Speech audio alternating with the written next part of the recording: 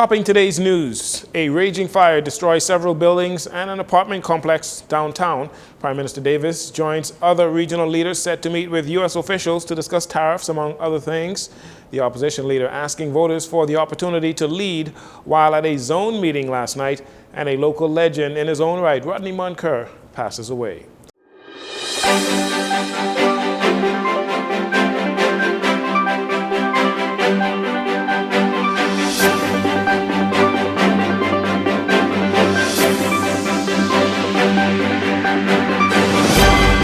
This is your JCN News. I'm Jarino Saunders. It's a pleasure to have you join us. Almost 24 families are without a home today after a raging fire that is believed to have started in an abandoned building on Bay Street east of Elizabeth Avenue spread like wildfire to the Victoria Court apartment complex around 8:30 p.m. last night. Police Press Liaison Officer Sharia King was on the scene and shared this much with the media as firefighters continue to battle that blaze. We have had some strong winds out here, and the embers from the fire were blowing into the roofs and started the fires to the other buildings. And so, unfortunately, we lost 4 buildings tonight. One of them contains 26 apartment complex units. And so, we're devastated to know that there are families who are displaced tonight because of that. Firefighting equipment from the Defense Force and the Airport Authority were also used to fight the fire. However, some residents of the multi-story apartment complex voiced their anger and concerns with the lack of expediency and effectiveness of the fire services, as they believe the fire could have been contained before spreading to their apartment complex. However, the Commissioner of Police, Shanta Knowles, was there, and she says firefighters did everything in their power to contain the blaze. Water was not a challenge. We had water in our trucks, all 6 trucks that responded to this, along with the Defense Force, and we were pumping from the sea. So we did not have a challenge with water. We still don't have a challenge with water. We're waiting to properly contain this fire so that the fire investigators can get into the buildings to see if they can determine how the fire started. Residents of Victoria Courts were seen scrambling to get out of the building with whatever valuables they could manage to grab. This morning, firefighters were still on the scene, ensuring the fire does not spark up again in light of the windy conditions. While sections of the eastern side of downtown Nassau were affected by Thursday night's fire, fortunately, business operations are still running as usual in the area, and the fire is now under control. Today, Latia Duncombe, Director General for the Ministry of Tourism, spoke on the impact this fire is having on tourism in the downtown area. The visitor experience of 40,000 cruise ship passengers on a busy day that would traverse Nassau, downtown, and the surrounding areas. Those visitors can still come and enjoy the destination. And from a stopover perspective, it's important that our visitors are aware there's no need to stay away from downtown.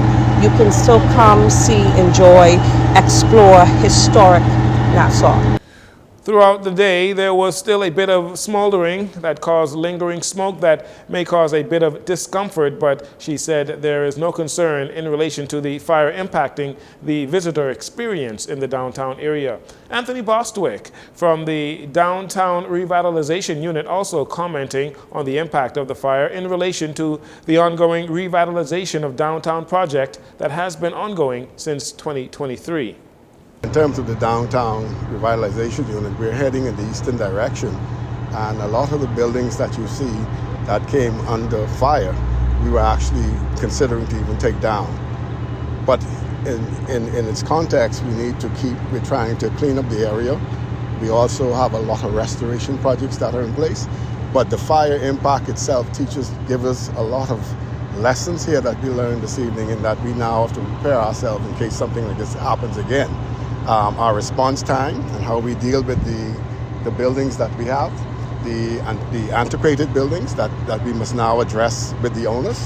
Some of them have to come down, and we have to keep improving the product as we move. Road traffic in this area has been congested for much of the day. However, residents are notified that the government agencies and the fire department, they're doing their best to quickly reopen certain streets near where the fire occurred.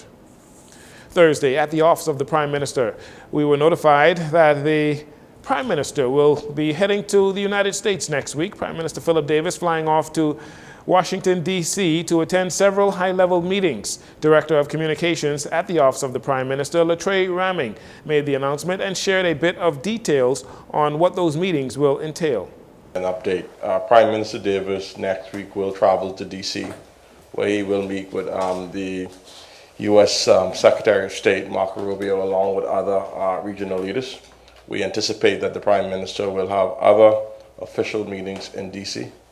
As you, of course, a priority of the Prime Minister remains the growing impacts of tariffs on the region and the Bahamas. So he will be in D.C. next week, and we will provide the public an update on the conclusion of that. Ramming also revealing that Prime Minister Davis met with members of the local business community. Here's why. Prime Minister also met with a number of business leaders this morning. That meant the leader of the opposition and his deputy was also present ahead of the government's budget, which will be at the ending of this month. Meanwhile, as it relates to the outgoing Royal Bahamas Defense Force Commodore Dr. Raymond King, Mr. Pintard has called into question the manner in which the Davis administration has handled Dr. King. He says they were not briefed on the soon-to-be new Royal Bahamas Defense Force Commodore, Captain Floyd Moxey. Mr. Pintard questions if this is a good time for the government to replace the sitting Commodore.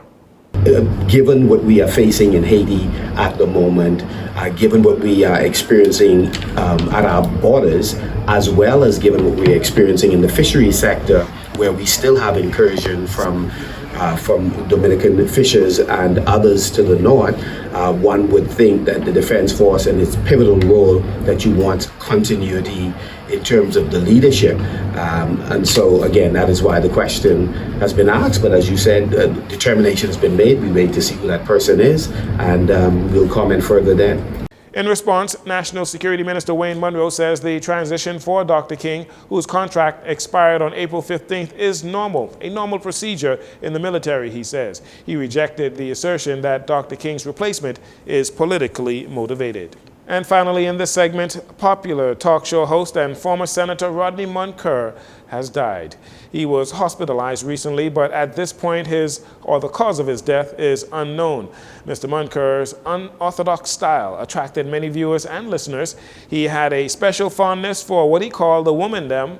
Monker was 68 years old. We here at Jcn and Love 97 Radio send our condolences to his family. Prime Minister Philip Davis also releasing a statement of condolences for the family and for the late senator, describing him as a fearless advocate with sharp humor. You're watching JCN. We'll take a break right here. We'll be right back following these commercials.